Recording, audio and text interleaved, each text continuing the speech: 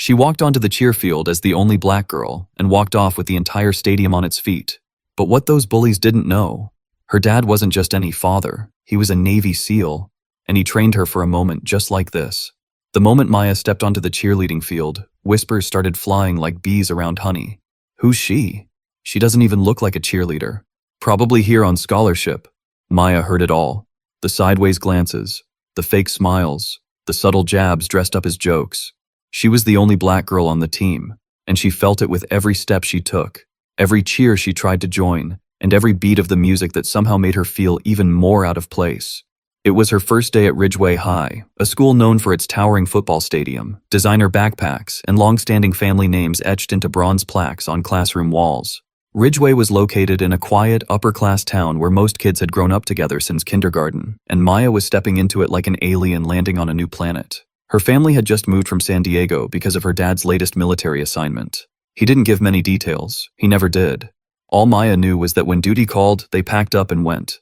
And while she hated the goodbyes and the constant shifting of schools, Maya had learned how to adapt, or so she thought.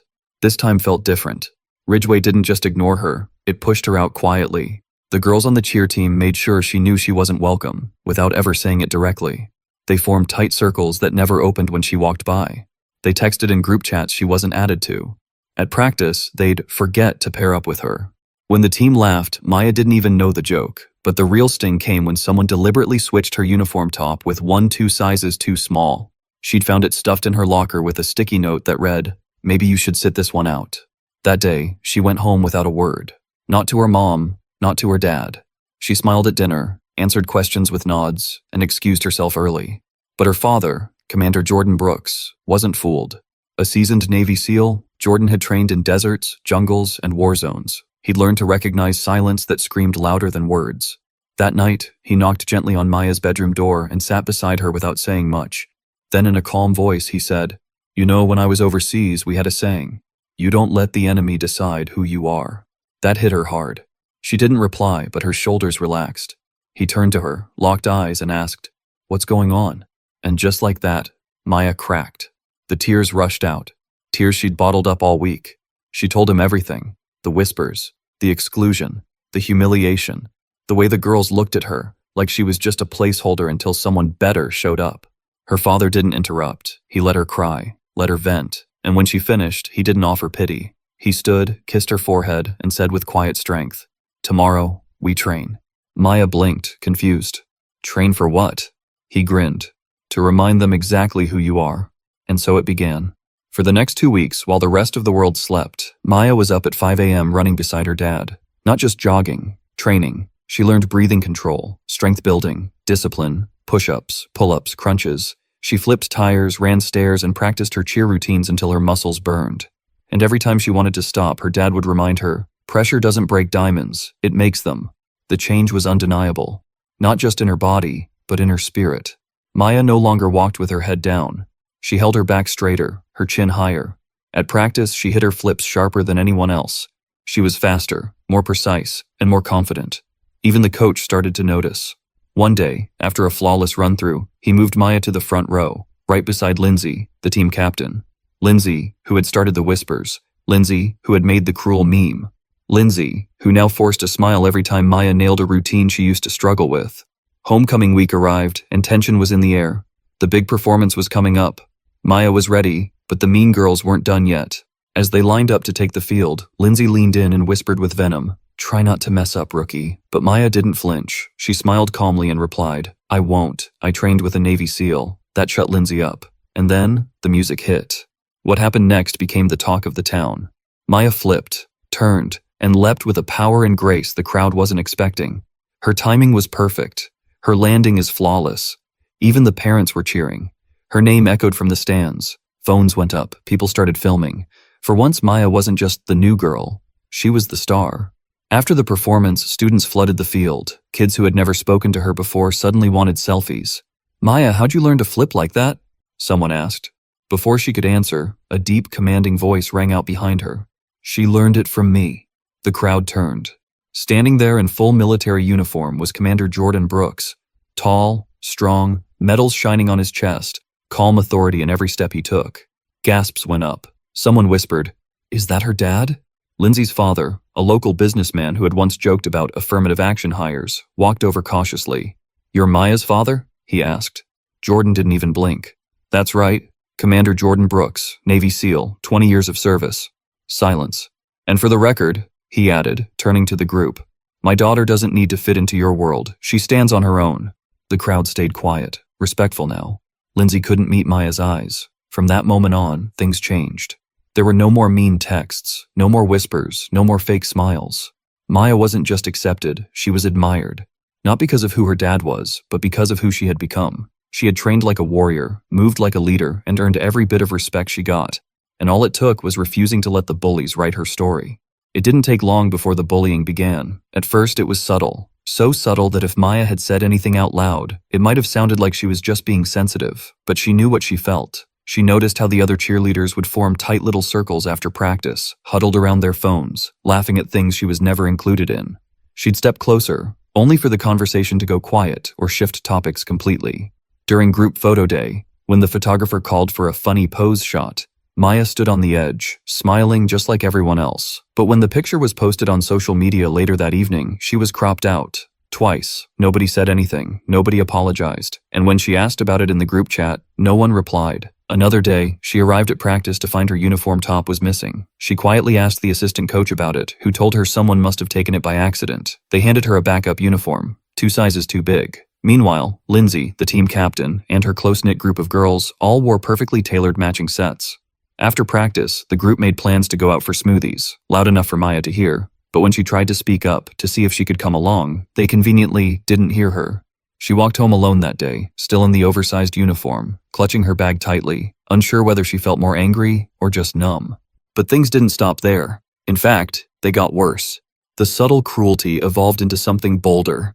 One afternoon, Maya arrived at the locker room, opened her bag, and recoiled at the smell. Her cheer shoes were soaked in something thick and wet. She reached in and pulled out the source. Mud. Someone had shoved handfuls of it deep into both shoes, grinding it into the soles. She looked around the room, but no one made eye contact. Laughter echoed faintly down the hallway, though she couldn't tell if it was about her. She cleaned the shoes in silence, fighting back tears. The next blow came when someone took a candid photo of her mid-jump during a routine and used it to make a meme. The caption read, "Stick to track, not flips." It spread like wildfire on Snapchat. Maya saw the smirks, the glances, and the phones being tilted away when she walked by. It wasn't just embarrassing, it was humiliating. The final straw came a few days later. When Maya went to her locker, she found the door slightly open. That was strange. She always locked it. When she opened it fully, her heart dropped. Across the inside wall, written in thick black marker, were the words, "You don't belong." No name, no clue who did it. But she didn't need a signature. She already knew. That day, Maya walked home in silence. She didn't say a single word to her mother when she walked in. She placed her bag by the door, mechanically helped set the table for dinner, and nodded along as her mom talked about errands and groceries. She even smiled faintly when her little brother showed her a messy drawing from school. But inside, Maya was drowning. She didn't know how to explain the aching pit in her stomach, or the cold tightness in her chest every time she stepped onto school grounds. She didn't know how to describe the feeling of being surrounded by people while feeling completely invisible. So she stayed quiet. She picked at her food, excused herself early, and shut the door to her room without saying goodnight. But her father, Commander Jordan Brooks, noticed. He always noticed. As a Navy SEAL with 2 decades of service, Commander Brooks had trained for some of the most dangerous missions in the world. He had learned to read terrain, detect threats, and spot the tiniest shift in wind or shadow. But even more than that, he had learned to read people. He could see distress hiding behind a soldier's straight posture, fear tucked into the edge of a shaky smile, or pain masked by silence. So when Maya sat at dinner that night, forcing a smile that didn't reach her eyes, he didn't push her. He watched, observed. And when she slipped away to her room without saying much, he waited, gave her space. Then, after the house had gone quiet, he knocked gently on her door. She didn't answer at first. He opened it slowly and stepped in, finding her sitting on the bed, scrolling her phone, the dim light of the screen reflecting off unshed tears in her eyes. He sat beside her without a word. They stayed in silence for a moment, the weight of everything filling the room like fog. Then he spoke, not like a soldier, not like a commander, but like a father. "You know," he said, his voice calm and deep, "when I was overseas, we had a saying, you don't let the enemy define your mission." Maya looked at him, her eyes heavy. "You don't let them decide who you are, no matter how loud they get." She said nothing, just stared ahead, blinking quickly. Then he added softly, "You don't have to talk. I already know something's wrong." And just like that, she broke. The words came out in choked bursts. The bullying, the exclusion, the shoes, the meme, the locker, everything. All the pain she'd held in because she didn't want to look weak, didn't want to be a problem. She told him how hard she'd been trying to fit in, how much she wanted to belong, how hopeless it felt. And through all of it, her father listened, without judgment, without a single interruption. He let her cry, let her vent, and let her release everything she'd kept bottled up inside. Then, when she finally finished, he wrapped an arm around her shoulders, kissed the top of her head, and stood. "Tomorrow," he said, "things were going to change. Tomorrow." He told her with the quiet certainty only a Navy SEAL could carry, "We train." Later that night, after the dishes were done, the lights were dim, and the soft hum of the dishwasher was the only sound downstairs, Commander Jordan Brooks made his way to Maya's room. He knocked gently, not as a soldier demanding entry, but as a father requesting permission. A soft knock, a respectful knock. He knew his daughter well, knew when her silence wasn't just about moodiness or a long day. This wasn't teenage attitude, this was deeper. He opened the door slowly, peeking inside to see her sitting on her bed, still in her hoodie and leggings, the glow of her phone illuminating her face. She didn't look up. He walked in and sat beside her on the edge of the bed, his posture relaxed but his mind already processing, calculating, preparing for whatever truth she might share or hide. "You know," he began, his voice low and steady, "when I was in Afghanistan, we had a rule. You don't let the enemy define your mission." The words hung in the air for a second, echoing just slightly in the quiet room. Maya didn't say anything. She didn't nod or frown. She just kept staring at the same screen, her fingers frozen, the glow flickering across her tear-glossed cheeks. He waited a beat longer, then added gently, "Tell me, what's going on?" That did it. The wall cracked. No dramatics, no gasping, just tears. Silent, hot, and steady. They rolled down her face before she even realized she was crying. She dropped her phone onto the bed, covered her face with her hands, and let it pour out. Commander Brooks didn't interrupt. He didn't tell her to calm down or say, "You'll be okay." He sat there, still and quiet, while his daughter finally spoke the truth she'd been carrying like a backpack full of bricks. She told him everything, the whispers in the locker room, the way they ignored her, the fake smiles, the muddy cheer shoes, the cruel meme that made her feel like a joke, and the words scratched in marker inside her locker. "You don't belong." She described how she smiled through it all, hoping it would get better, pretending she didn't notice. But it didn't. It got worse. She confessed that she had started doubting herself. Maybe she didn't belong. Maybe trying to fit in was pointless. Maybe quitting would hurt less than staying. And then she said something that made his heart ache. "I just wanted them to like me." Still, he didn't flinch. This man, who had faced down armed militants, crawled through burning wreckage and carried injured comrades through gunfire, was now facing the most painful battlefield of all, his daughter's broken heart. When she finished, she wiped her eyes with her sleeve, embarrassed by the mess of it all. He finally stood up, not to leave, but to bring closure to this chapter and open a new one. He leaned down, kissed her gently on the forehead like he had when she was little, and straightened up. "Tomorrow," he said with calm certainty, "we train." Maya looked up, her eyes puffy and confused. "Train? For what?" There was a long pause. Then he smiled. Not a wide grin, but a firm, knowing smile. The kind only someone with real strength can wear. "To show them exactly who you are." She blinked, trying to make sense of it, but something in his voice told her not to ask questions. Not yet. The next morning, before the sun had even cracked the sky, Maya was already awake. She heard boots in the hallway, the soft clank of weights being moved downstairs, and the faint whistle of a kettle heating on the stove. She found her dad already in the garage, dressed in military-grade training gear, stretching. Without a word, he handed her a pair of gloves and nodded toward the mat. "We'll start with core," he said. "Then cardio. Then form." That first day nearly broke her. She wasn't used to it. The nonstop pace, the physical demand, the emotional drain of pushing through her own self-doubt. But her father never raised his voice. He never criticized. He just showed her how to stand stronger. "Feet shoulder-width apart," he'd say. "Breathe through the tension. Control it. Don't let it control you." They trained every morning before school. While the rest of Ridgeway High was still hitting snooze, Maya was outside flipping tires, climbing ropes, shadowboxing, and repeating cheer routines until every motion was sharp and powerful. And slowly, something began to change. She stopped caring what the other girls whispered. Her back stood straighter in the locker room. Her voice grew louder at practice, her jumps became higher, her landings cleaner, and by the time homecoming week arrived, the same girls who once laughed at her were now trying to keep up. But more important than any approval, they couldn't shake her anymore. She had been broken and rebuilt, not into someone different, but into who she had always been.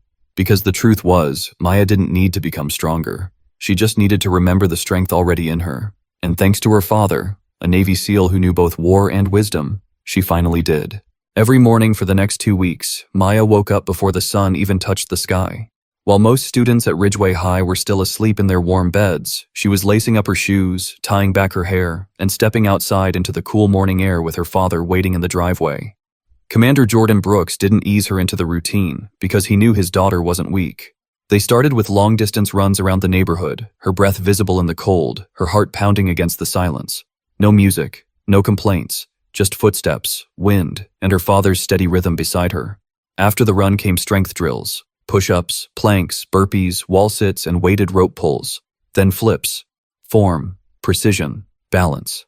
She shadowboxed until her arms ached and repeated cheer stunts until her muscles trembled, but not once did she quit. Her body was sore, but her spirit started to rise. Something inside her shifted. It was like flipping a switch she didn't know she had. The Maya who once cried silently behind a closed bedroom door now looked at herself in the mirror with fire in her eyes. She walked taller, moved faster, and started returning the fake smiles at school with a calm, quiet confidence that rattled the girls who once mocked her. At cheer practice, things began to change, slowly at first. Maya's jumps were higher. Her voice during chants rang louder. She landed every flip with sharp, deliberate force. The coach, who used to barely acknowledge her, now called her name more often. "Good form, Maya. Move up to the front." The rest of the team noticed too, especially Lindsay, the team captain who once took pride in making Maya feel small. She hated it. Hated seeing Maya up front. She hated the way others were now watching her with something that looked a lot like respect. The whispers changed. They weren't mocking anymore. They were curious. "She's good. Where did that come from?" But Maya didn't say much. She just trained, focused, repeated the words her father told her every morning. You don't let them define your mission, you define yourself. Then came the big game, homecoming, the biggest crowd of the year, bleachers packed, parents, alumni, students, cameras flashing. The football team warmed up on the field while the cheerleaders huddled near the sidelines, adjusting their uniforms, applying lip gloss, and checking each other's hair. Maya stood quietly, stretching in the corner, her face calm but focused. Her father had dropped her off that evening with just one sentence. "They've already seen your silence. Tonight, show them your strength." And she intended to do exactly that. The energy was electric. The marching band played a thunderous beat, pom-poms shimmered under the floodlights, and chants echoed across the stadium. Right before they were set to take the field, Lindsay leaned over to Maya, her voice low and sharp, like the hiss of a snake. "Try not to mess up, rookie," she sneered, her smile as fake as ever. But Maya didn't blink. She didn't shrink. Instead, she looked Lindsay square in the eye, her voice calm and unshaken. "I won't," she said smoothly.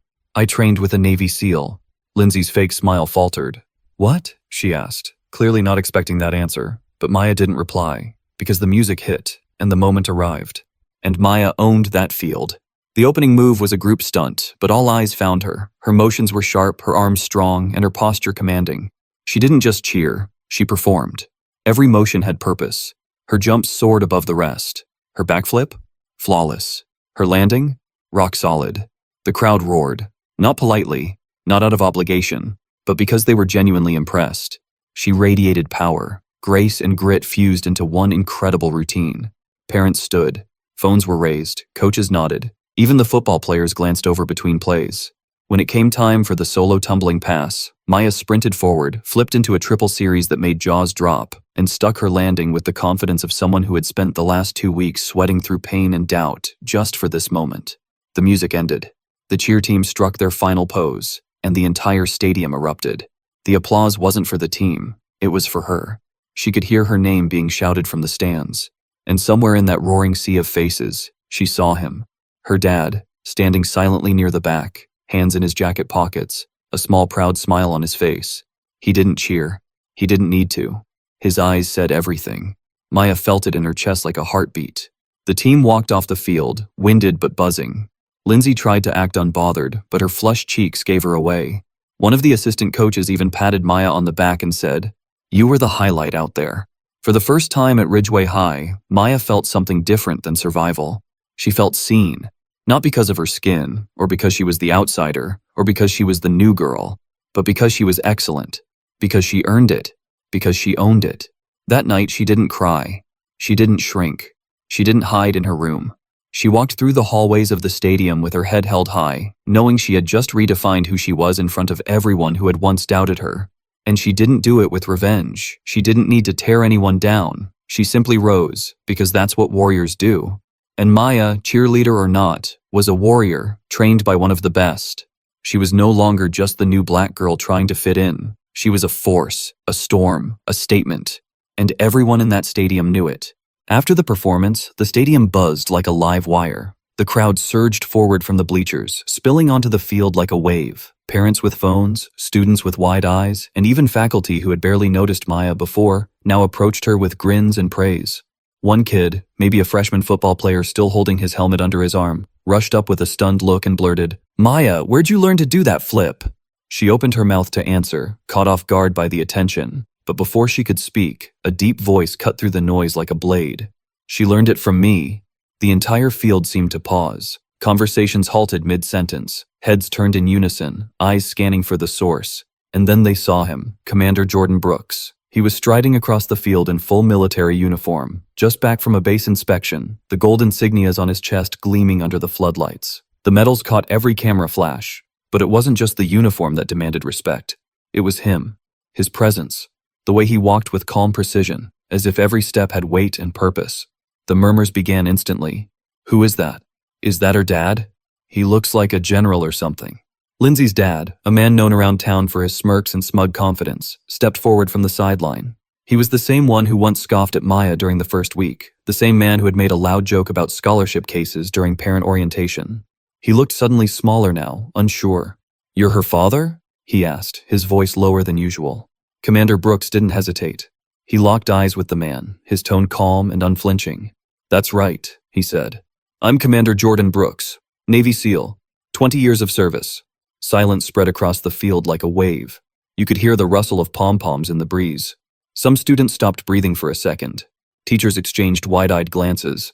Even the football players on the bench turned to stare. Brooks took another step, facing not just Lindsay's dad, but the entire cheer team, the coaches, the parents, and the crowd beyond them. "And for the record," he said, his voice steady but powerful, "my daughter doesn't need to belong here. She deserves to be here. She earned it, without your help."